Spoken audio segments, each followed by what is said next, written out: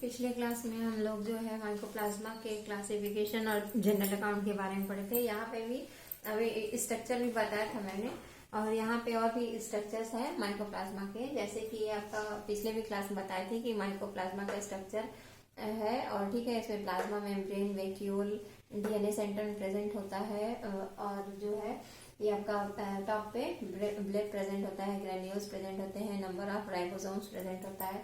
तो इसमें जो है आपका प्लाज्मा मेम्ब्रेन लिपोप्रोटीन का बना होता है। इसका डायमीटर 70, थिकनेस जो है 75 आर्मस्ट्रांग तक थिकनेस होता है। डीएनए सेंटर प्रेजेंट होता है, मे बी फिलामेंटस और सर्कुलर डीएनए प्रेजेंट हो सकता है। वैक्यूल जो है वो साइटोप्लाज्म में प्रेजेंट होता है, और बहुत सारे प्रोटीन सिंथेसाइजिंग मॉलिक्यूल्स वहाँ पे प्रेजेंट होते हैं, या कि प्रोटीन की सिंथेसिस करने के लिए बहुत सारे पार्टिकल्स वहाँ पे प्रेजेंट होते हैं। बहुत सारे एंजाइम्स प्रेजेंट होते हैं जो डिफरेंट फंक्शंस को करते हैं, जैसे कि आपका ट्रांसक्रिप्शन है, ट्रांसलेशन है, ATP synthesis, anaerobic oxidation of sugars etcetera. And they have DNA and RNA both, but amount is half usually than found in the other prokaryotes. मतलब इसमें जो है आपका डीएनए और आरएनए दोनों प्रेजेंट होता है, लेकिन इनका अमाउंट अदर प्रोकैरियोट्स में जो प्रेजेंट होता है उसका हाफ होता है। और जीसी कंटेंट जो उसमें जो है डीएनए का रेंज जो है वो 23 एंड 40% तक होता है, और फिर जो है डीएनए कंटेंट 4% होता है और आरएनए 8% होता है ना। G+C content in the DNA ranges between 23 to 40%, and quantity of DNA is 4% and that is of RNA is 8%। ठीक है, अब यहाँ पे जो है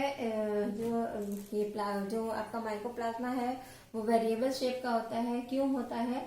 क्योंकि यहाँ पे सेल वॉल जो है वो एब्सेंट होती है, and they are highly plastic and deformable in nature, and the shape is variable, may be spherical हो सकता है, पियर लाइक हो सकता है, रिंग लाइक, क्लस्टर लाइक और फिलामेंटस हो सकता है। यहाँ पे आपको जो है डिफरेंट सेल शेप्स यहाँ पे माइकोप्लाज्मा की दिखाई गई है।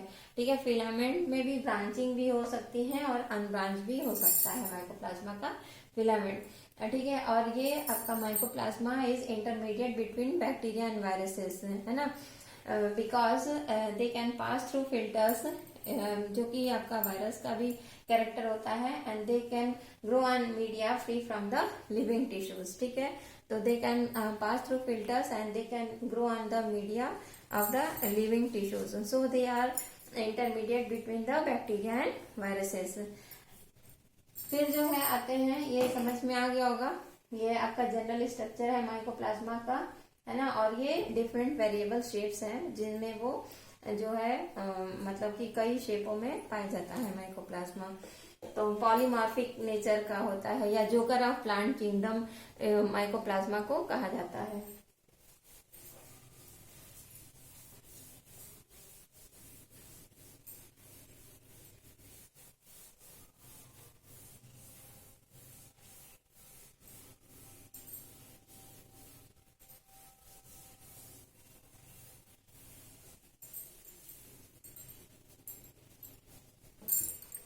फिर आते हैं कि इनका जो है नेचर क्या होता है, किस तरह के होते हैं।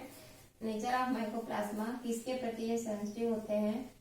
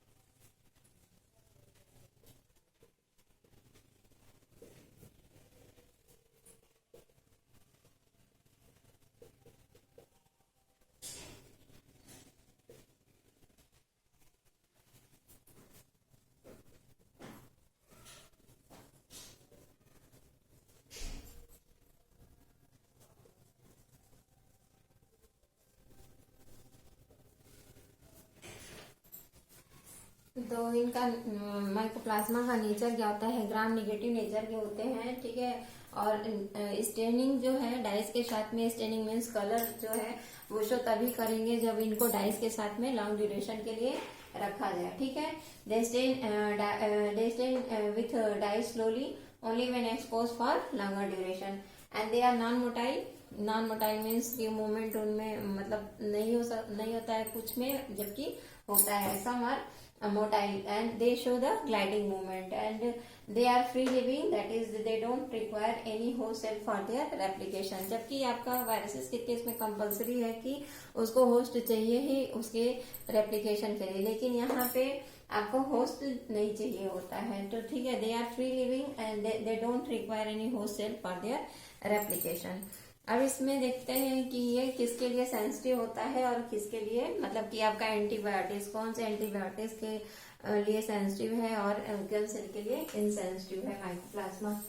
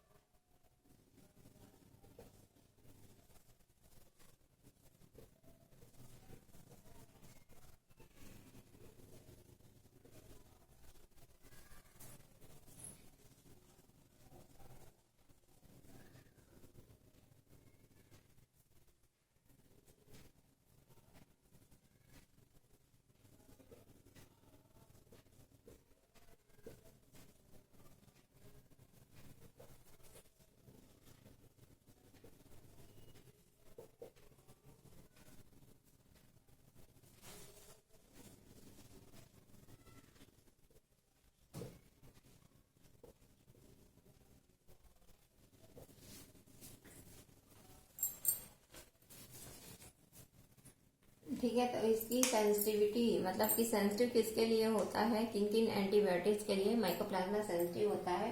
तो sensitive to streptomycin, erythromycin, chloramphenicol and oxytetracycline के लिए ये सेंसिटिव होता है। और इनसेंसिटिव किसके लिए होता है, मतलब किसके अगेंस्ट में काम नहीं करता है, या कौन सा एंटीबायोटिक किसके लिए काम नहीं करता है। तो आपका पेनिसिलिन है and other antibiotics like ampicillin and methicillin, ठीक है। पेनिसिलिन, एम्पिसिलिन एंड मेथिसिलिन जो कि आपका पेप्टिडोग्लाइकन सिंथेसिस को अफेक्ट करता है। और पेप्टिडोग्लाइकन कहाँ प्रेजेंट होता है, बैक्टीरिया के सेल वॉल में प्रेजेंट होता है। तो माइकोप्लाज्मा में एब्सेंट होता है, तो इसलिए यहाँ पे ये फंक्शनल नहीं होगा, ठीक है। तो बेसिक रीजन यही है कि peptidoglycan is absent in case of mycoplasma. So penicillin, आपका ampicillin and methicillin are not responsible और insensitive to the for the mycoplasma. and these are streptomycin, erythromycin, and chloramphenicol and oxytetracycline are sensitive to the mycoplasmas.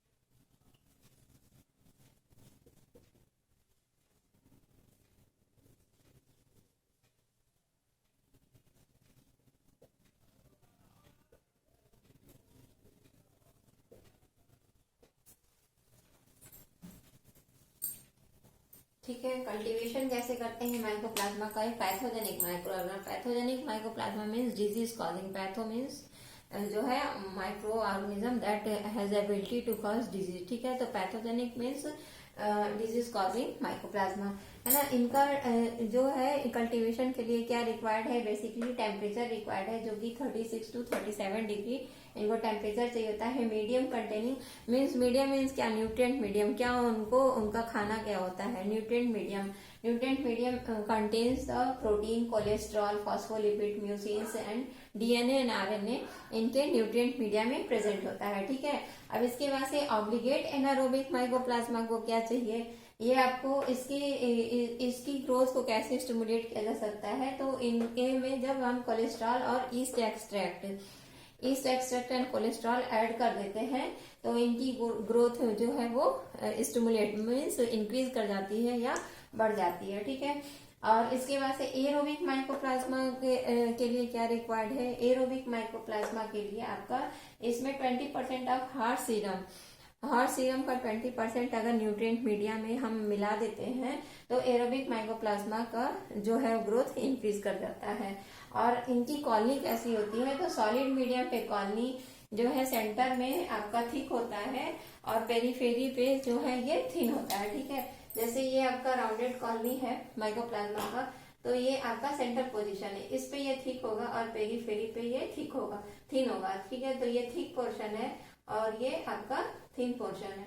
तो periphery पे thin है और centre में thick है। तो इस तरह से जो है माइकोप्लाज्मा की कॉलोनी वो हम देख सकते हैं। तो ये आपका पूरा कल्टीवेशन ऑफ पैथोजेनिक माइकोप्लाज्मा हो गया, ऑब्लिगेट एनारोबिक माइकोप्लाज्मा हो गया, एरोबिक माइकोप्लाज्मा हो गया। और इनकी कॉलोनी कैसी अपीयर होती है, तो राउंडेड अपीयर होती है, सेंटर में थिक होता है और पेरीफेरी पे थिन होता है। फिर कौन कौन से डिजीजेस माइकोप्लाज्मा कॉज करते हैं, ये आपका एनिमल्स में भी, प्लांट्स में और ह्यूमन बींग्स सब में डिजीज कॉज करता है माइकोप्लाज्मा।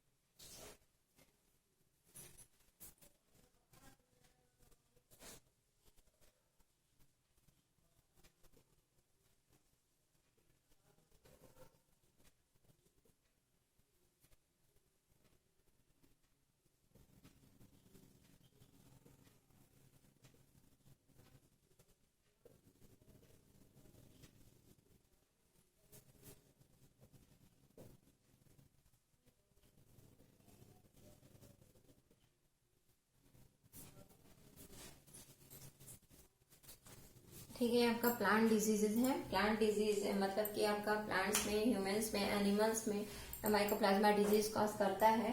तो प्लांट डिजीजेस कौन कौन सी है, जैसे आपका लिटिल लीफ ऑफ ब्रिंजल है, बंची टॉप ऑफ पपाया है, येलो ड्वार्फ ऑफ टोबैको है, क्लोवर फाइलोडी है, क्लोवर ड्वार्फ है, stripe disease of sugar cane है, एस्टर येलोज है। ठीक है, तो ये सब डिजीज जो है माइकोप्लाज्मा प्लांट्स में कॉज करता है। और ये क्यों कॉज करता है, because mycoplasma causes hormonal imbalance, hormonal imbalance करता है, और इसलिए जो है ये प्लांट डिजीज होती हैं। और सिम्टम्स क्या होते हैं, सिम्टम्स जैसे आपका dwarfness, enlargement of floral buds, stunted growth due to the loss of apical dominance and bunchy growth of seedlings etcetera. ठीक है, अभी ये मतलब ट्रांसमिट कैसे होते हैं, तो ट्रांसमिशन इनका इंसेक्ट वेक्टर्स के थ्रू होता है। ये transmission takes place by the insect vectors, है ना। तो ये मेन इनका हार्मोनल इम्बैलेंस के कारण डिजीज होती है, और ड्वार्फनेस है, स्टंटिंग है, और ये आपका इनलार्जमेंट ऑफ फ्लोरल बड्स है, stunted growth due to loss of apical dominance, ये सब इसके जो है सिम्टम्स। सिम्टम्स मीन्स क्या होता है, लक्षण, है ना, कि आपका आप बाहर से मॉर्फोलॉजिकली देख के कैसे मतलब जान सकते हैं कि हाँ ये आपका माइकोप्लाज्मा डिजीज है, ये सब। और फिर मतलब एनिमल्स में कौन सा होता है डिजीज, और ह्यूमन बींग्स में क्या डिजीज होता है।